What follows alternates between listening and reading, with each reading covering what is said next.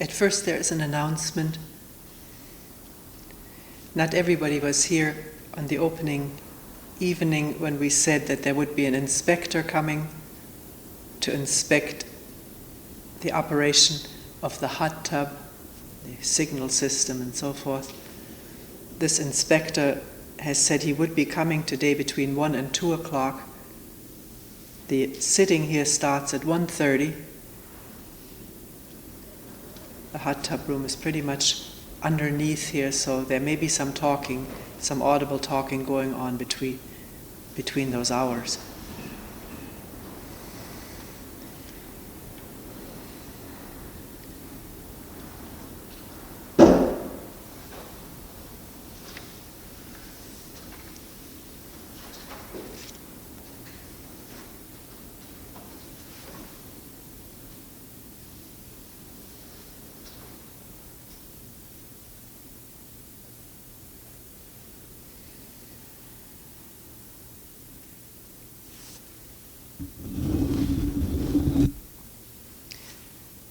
Today is the third day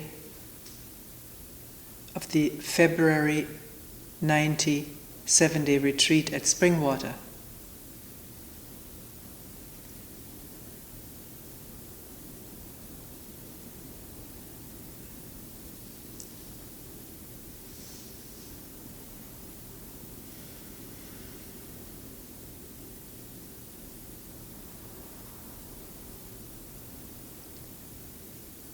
Recently, in some staff meetings we have had,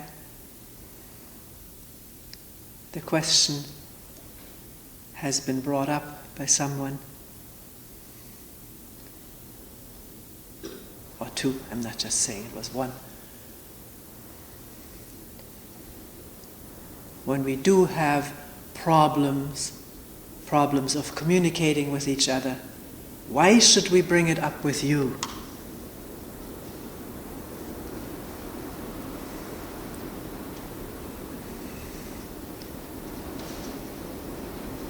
Why should we feel that we ought to bring this up with you or discuss it with you? Can't we do that among each other?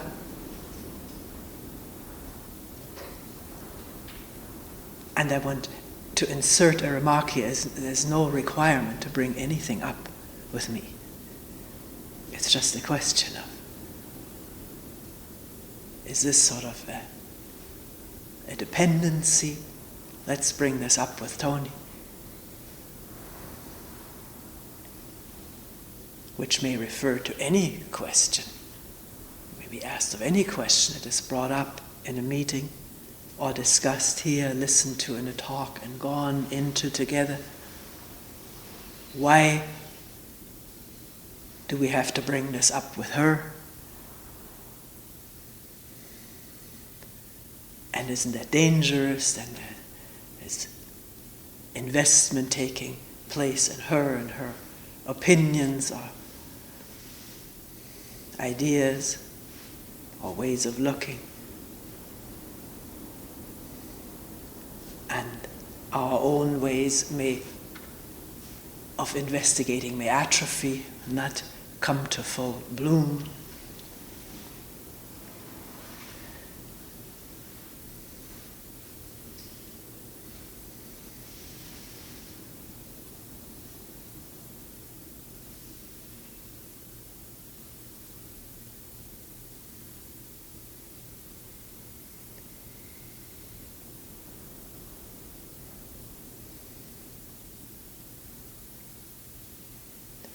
And what I'm wondering right now is whether one has to make anything special out of a person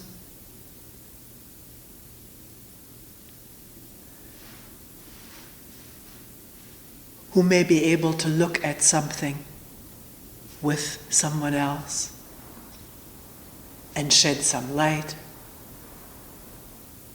may or may not shed some light, may or may not clarify something. Does one have to make something special out of that person?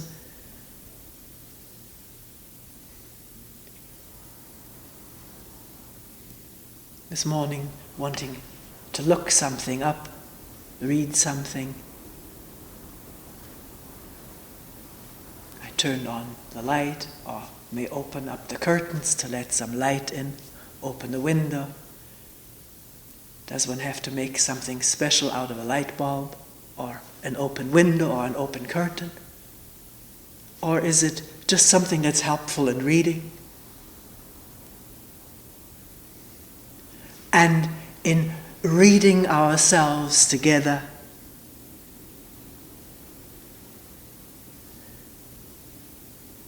does something atrophy in us when we're doing this together? It does if we just take the words and incorporate the words and live by the word, which we do so much. We've been trained this way. But questioning together and looking together is more than incorporating words or the meaning of words. And if this direct looking takes place alone or together, what difference does it make who's there? That may facilitate it.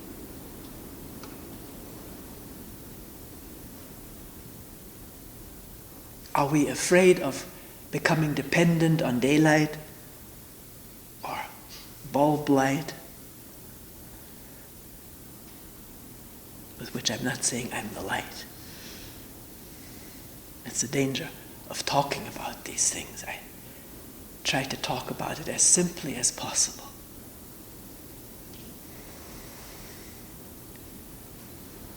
If by bringing something up with somebody, there's something clarifying in both of us, what's the worry? What's the problem?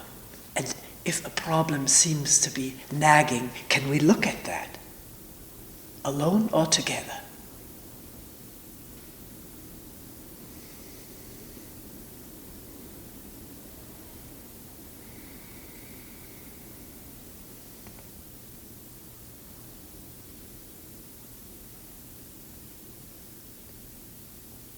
If a problem comes up for one, does one postpone looking at it or postpone talking with the person with whom one has problems? And if so, why?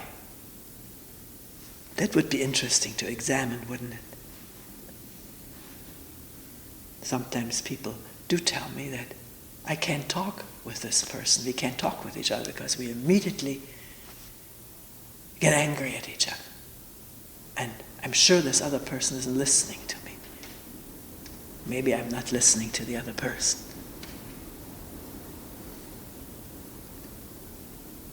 Does it have to continue this way, that when we're angry at each other, we can't listen to each other? Maybe it does. Maybe it doesn't.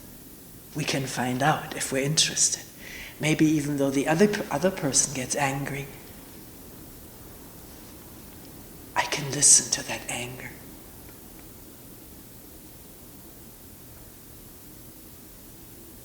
I don't have to react to it. If there's an inward, attentive listening out of a tremendous interest, not just in settling this squabble that we've had, or getting my just due for having been treated unfairly, but I want to find out about human relationship, about the potential of it.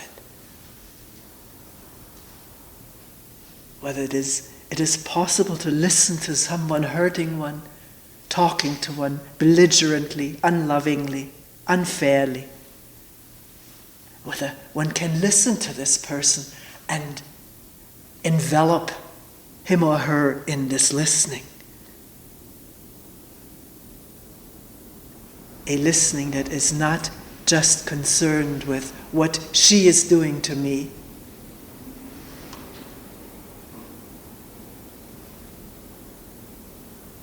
but what is she doing? What is he doing? What is happening in this person?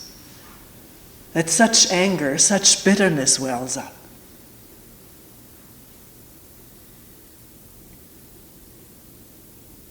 And underneath it, such insecurity, such fear, such past hurt, pain, sorrow.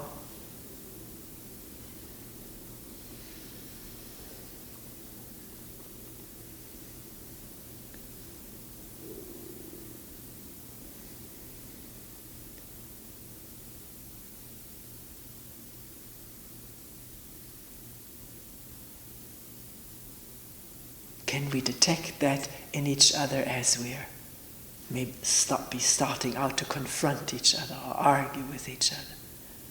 And then maybe a shift in listening happening in one, in both. One doesn't know. One can only find out here in oneself, where there can be a shift from division and alienation, separation, to inclusion. Including what this person says in one's inquiry. It may not be possible openly, but silently, to listen to what all speaks out of this person, or wells up or overflows violently.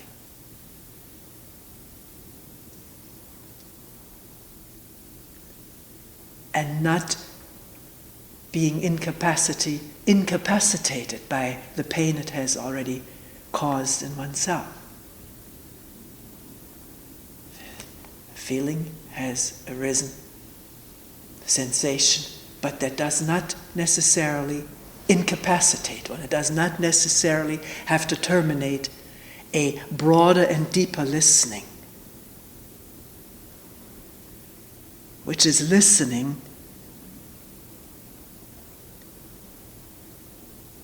or in touchness with the sorrow of mankind. That's what it is.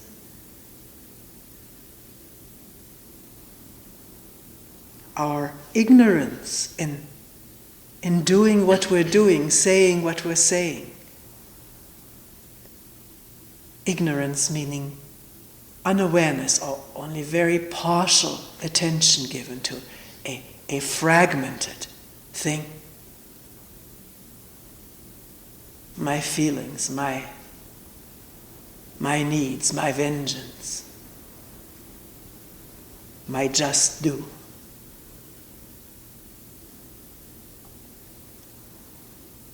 That's our tragedy, to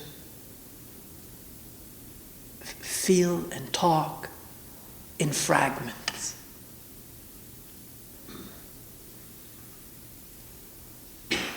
And not see what we're doing, not hear what we're doing, saying, even what we're feeling.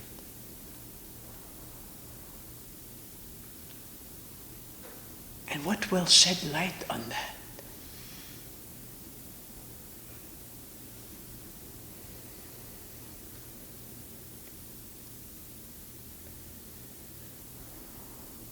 Can one be without any conclusion about that, without any conclusion about the possibility or impossibility of shedding light as we're in conflict with ourselves or with each other?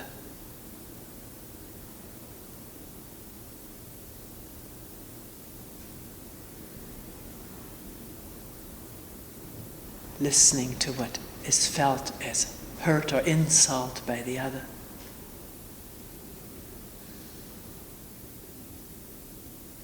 We talked about it yesterday at length, how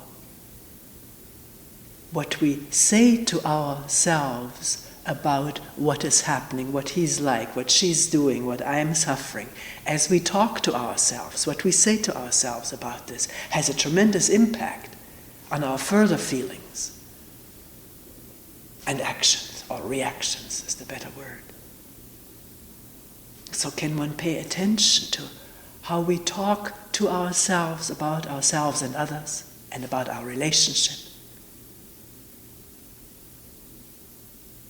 And how in talking about the nerve of him or her to do this to me, or the insensitivity, however we put it, feel how that whips us up into rage or anger or hurt, deepening this hurt. And our stories are connected with our past hurts. So with the story, the past hurts come into operation.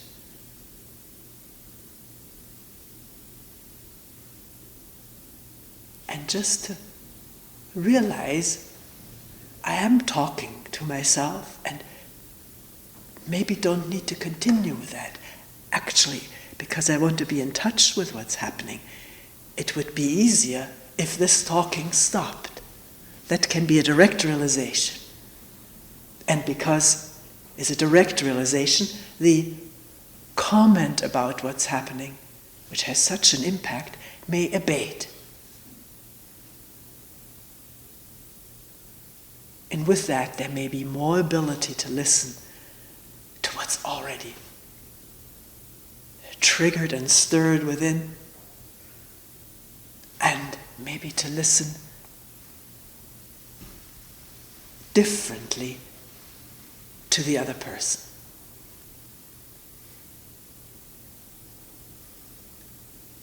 Who may just also be engaging in storyline or in something that one can observe happening in oneself time and time again. We are not so different from each other.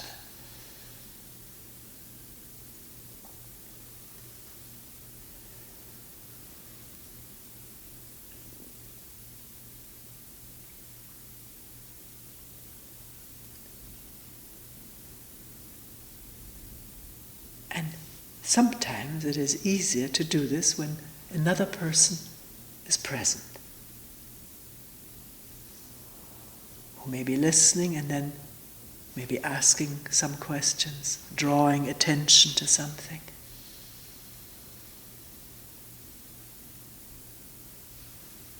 And if that clarifies something, something is seen and understood,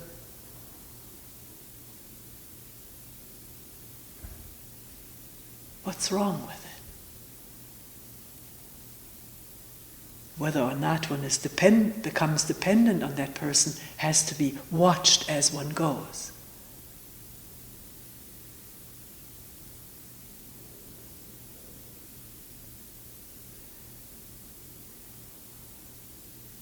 Or whether to clarify things together can even be called a dependency. This is again a very heavy word, isn't it?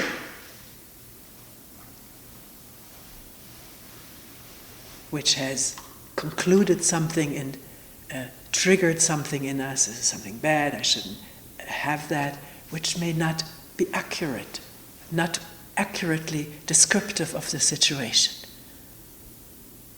We can look at it.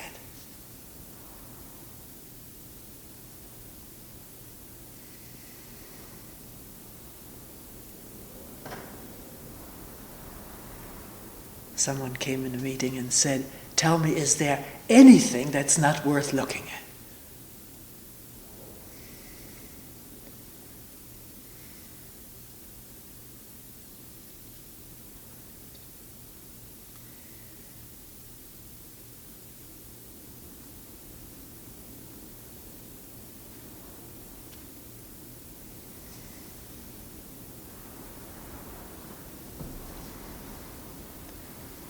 Somebody mentioned that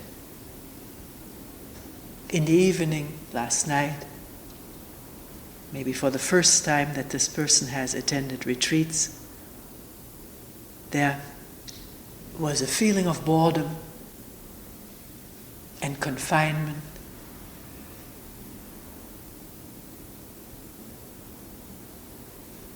And in listening, looking, the question arose, is there something I am avoiding?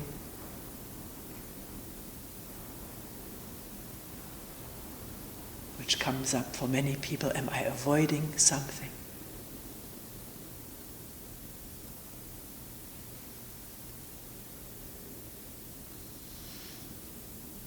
And without any particular pressure of questioning what came up was, there is a feeling of deep sadness coming up.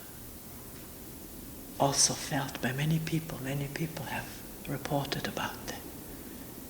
In listening to talks, looking at oneself in the light of talks, or in the light of looking.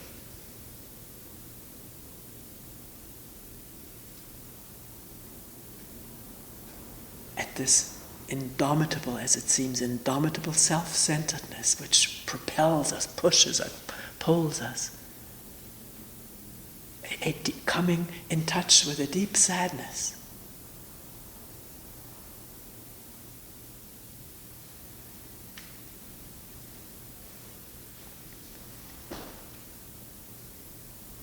And if that touch comes into being, that touching, that sadness, can it remain reaction-free? Or is there immediately a reaction or a conclusion, oh my God, that's the last thing I wanted to get into. This is hopeless, now I'm getting sad. I want to be happy I came here to have a good time, to get energy. Or whatever the reaction may be. I was improvising some here. Can this thing, this feeling, be left unreacted to, even unnamed? In talking to each other, we give it names, and as we just explained today and yesterday, we talk to each other in labels and explanations almost all the time, and noticing that constitutes a separation from what actually is felt. Can one let go of the label and plunge into this thing, really touch it completely, without knowing exactly what it is, where it came from? Let it reveal itself, so to speak. Let it ask its own questions or say what it wants to say, which at the beginning may just be poor me. Why do I have to suffer so? Let's see, the sadness of self-pity. But not stopping there.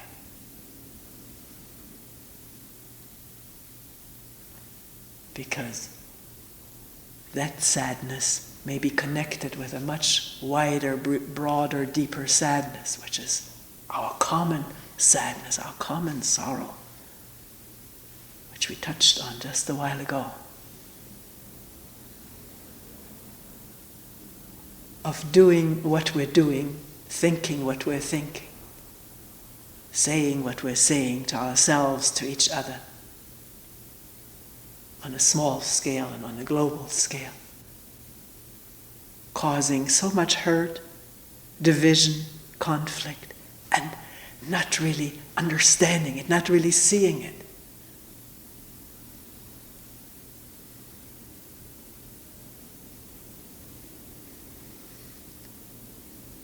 And in this way of being with each other unawares and hurtful, divisively, conflictingly, our energies are tied up in that.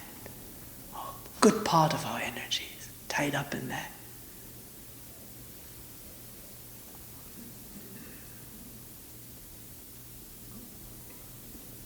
Having been hurt and getting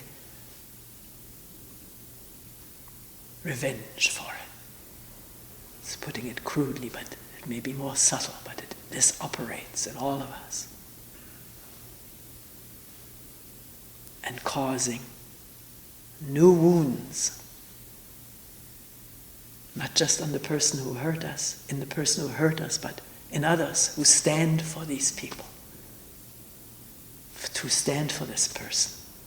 People remind us of other people who have hurt us, and so we can't discern, or we don't want to discern. We want to vent our anger, or retribution, whatever. And with this whole thing continues. We can see that, can't we?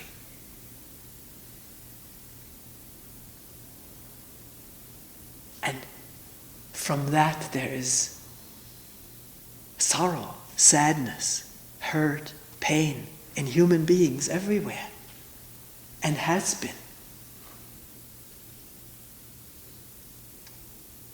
In the past.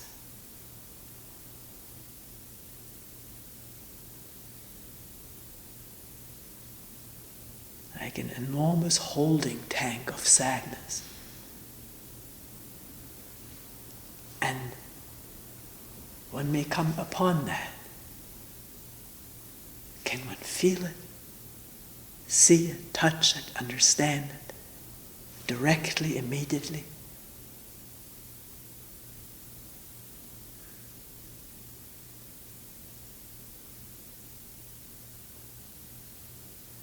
I think unless this takes place, starting with self-pity but not stopping there, not beginning to revolve around that as like a whirlpool, but letting it open up, feeling it, touching it, understanding it. Not intellectually, but through the touching. Although intellectual understanding, talking about it, explaining it, is also helpful. So the intellect does not state falsehoods or rationalize it away.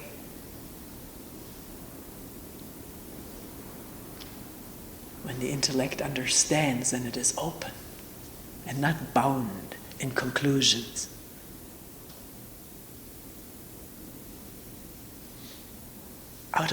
Out of this touching may come compassion.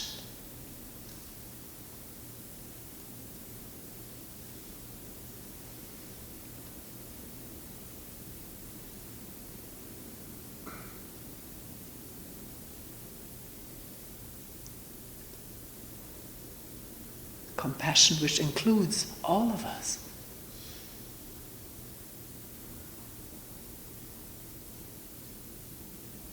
Because we are all of the same stuff and of the same history, of the same processes, of the same inattention, and the yearning for some light. This yearning for light may take the path or the striving for getting enlightened.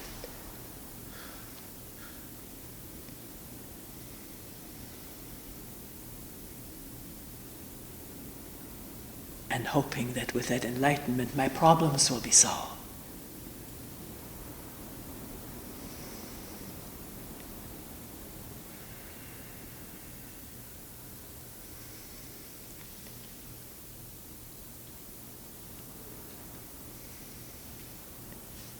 They have to be understood as we go, as they're recreated, re-emerging. Can there be light this instant? As I get angry, hurt, snapping back.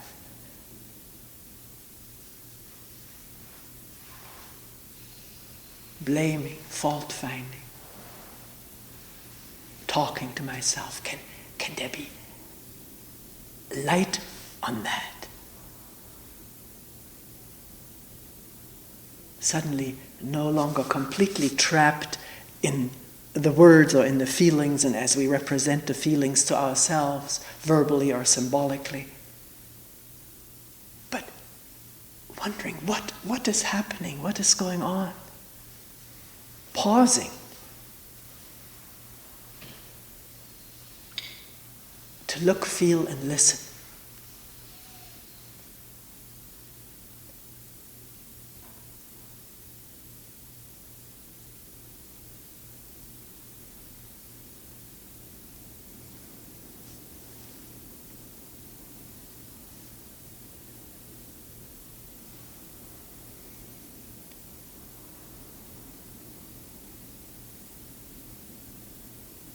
One can say it's too hard because the momentum of the thoughts is too powerful. And of course the thoughts create more feelings. Feelings give birth to more thoughts and add to this momentum about me and the other.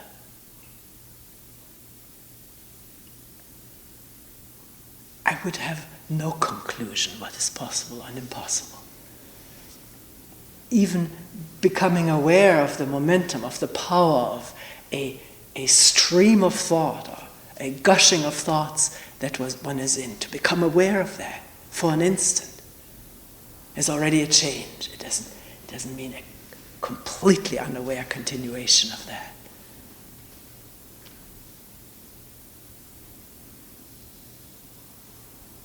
And is it continuing because the whole organism wants the release of anger, the pleasure of release? One can ask that.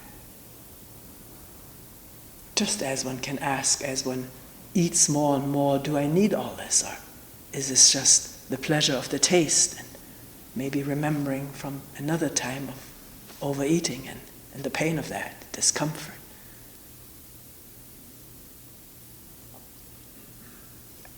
There's nothing that's not worth or possible to look at.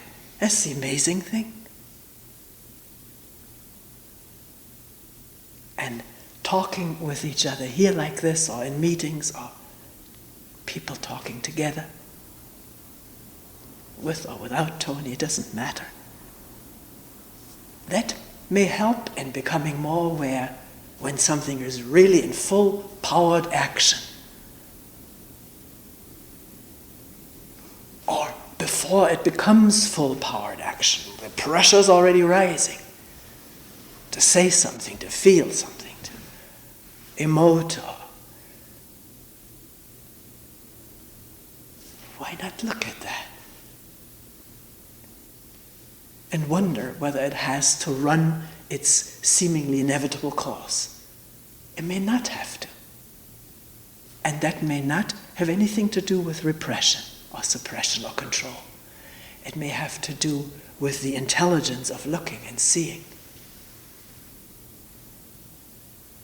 which, having looked and seen before, understands what this leads to inevitably. More sadness, more sorrow. Whether in me or in you doesn't matter, we're connected. Your sadness affects me, mine affects you. Or the absence of sadness in me or you affects us.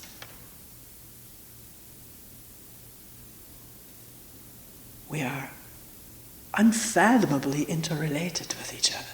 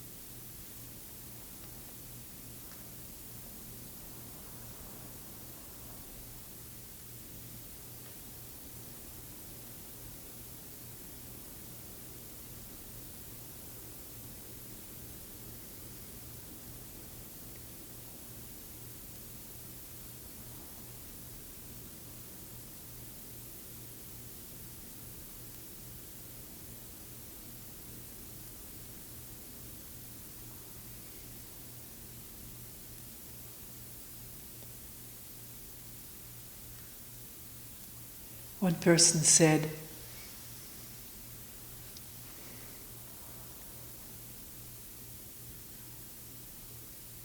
and I don't know if I remember this quite correctly, there's something in me that feels dim, ununderstood.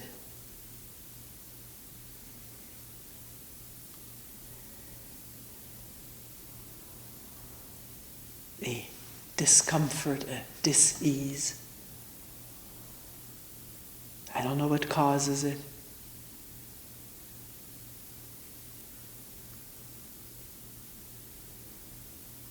And I don't know what I may be doing to cause it. And in questioning about this, looking at it, I realize how difficult it is to discern what is real and what is unreal. Is this a reality here? Is it an unreality?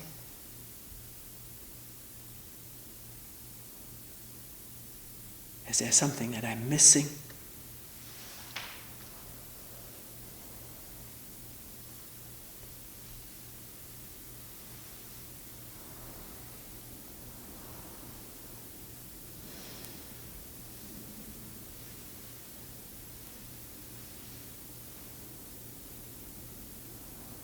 Is that a question that comes up a lot? What is real and what is unreal?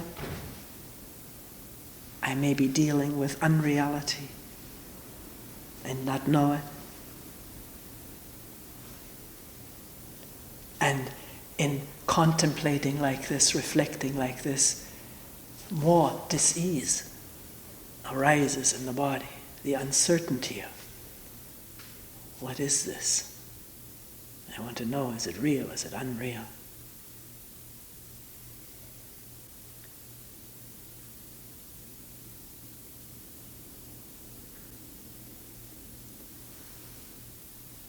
Actually, the feeling that has arisen for God knows what reason, or has been there since who knows what time, the feeling itself is real, isn't it? It's there. It doesn't feel good.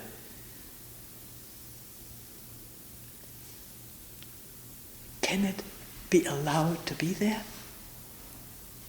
Not hemmed in or overlaid with a lot of doubt about what it is, where it comes from, that it should go away. Just be there. Can that happen? It's an amazing thing, because discovered in this process are all the layers of reaction to it, which are also physical tension against a feeling of dis-ease, or a physical shutting down so one doesn't feel it, and the mind involved in thinking about it, worrying about it, diagnosing it, or whatever, and with that one doesn't feel it. And then there it is again. Can this feeling of dis-ease, that's the word we're using. We don't have to use any word, but in talking to each other, we need a word. Oh, I can say this thing.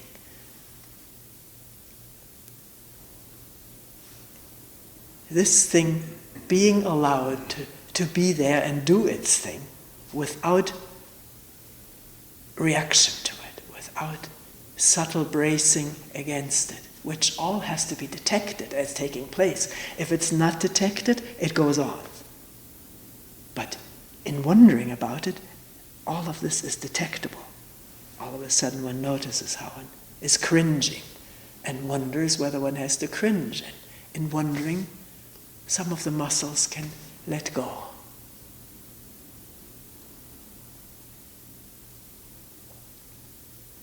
So there is this, and there's the wind, the sound of the wind, the brightness of the room, the breathing, color of the floor, brown, yellow, orange, dark knots in it. The hands on the thighs. The heart is beating.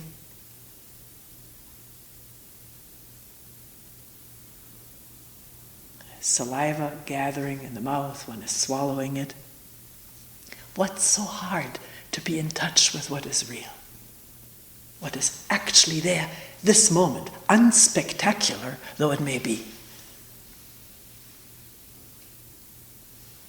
Is this one of our problems, that to be in touch with reality we expect something spectacular or out of the ordinary?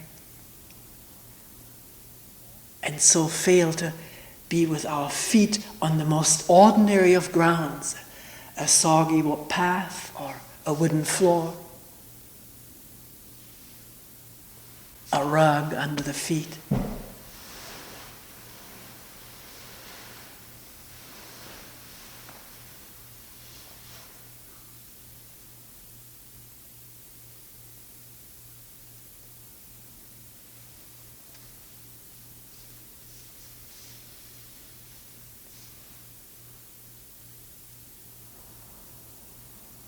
last night in the meeting room there was the little lamp, and right underneath the lamp was a small plant with the greenest of leaves, sort of tongue-like, unfolding out of this little pot, and a few red flowers, as red as red can be.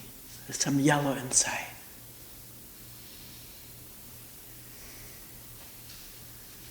That's simple. Can one see it? And not expect this to do something to one, just see it.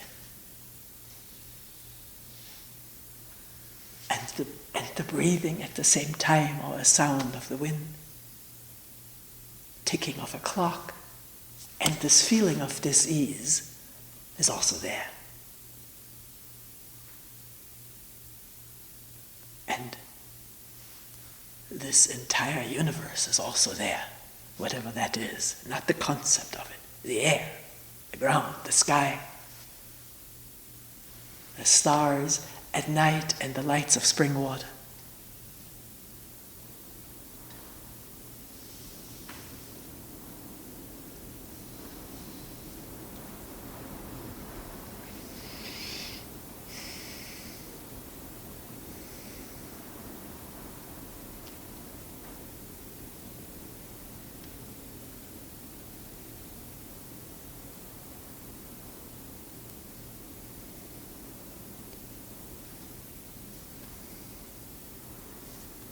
The flowers just described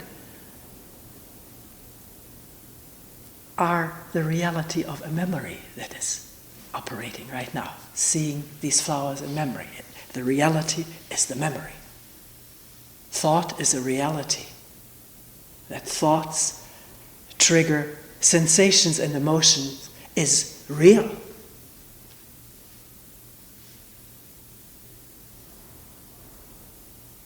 But thinking that somebody who said something did this because he wanted to hurt me, he has it in for me, that may be fantasy or speculation. What really goes on in that person, we'd have to open up in a very unthreatening, friendly discussion. But that there are thoughts and feelings, that's real. But what these thoughts indicate most of the time is conjecture, speculation based on our past images and memories. One has to test it out. One can't go on the faith of what one's thoughts tell one. One has to find out, is this person really like this? Or at this moment he or she was like this moment when I'm coming to question. A person may say, I was out of it yesterday, sorry. I really felt terrible. I was angry at everybody. Snapped at everybody, not just at you.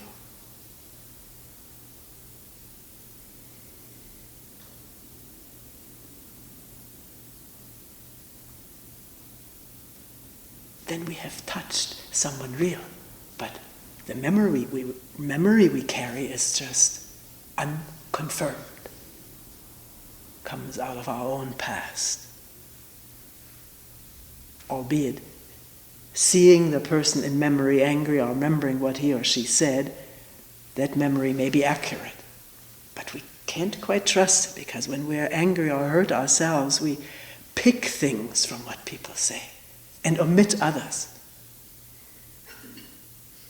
When we're afraid, we can feel how we close up. We don't want to hear what he's saying or she's saying. And then what filters through that kind of a closed gate becomes distorted. Or doesn't even come through. We're afraid she's going to say this, which she's always said, and then one thinks that's what she said, or he said. It may not have been that at all.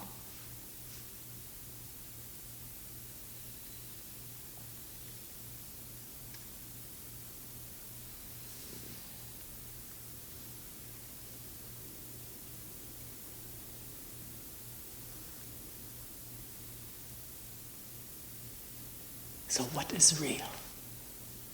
And what isn't? And how can one discern? It's a tremendous question, isn't it? If I listen to the wind, and I've been in a windstorm maybe once or twice in my life, where a roof was breaking in, or trees fell, a lot of destruction happened, I will listen to this wind differently than if I haven't been through that experience. The meaning of the sound of the wind depends on my past, how I interpret it, and what connections have been established with this sound, what associations. And what we're asking all the time is it possible to hear that without these connections coming into full swing, seeing that they're about to, and the energy of listening bypassing these connections, just listening. Or if the connections are triggered, see that for what it is, hear it for what it is. The memory imprinting on the sound that's coming in. And therefore making something scary out of it. And if I notice it, have seen it, and listen again, it may be just what it is.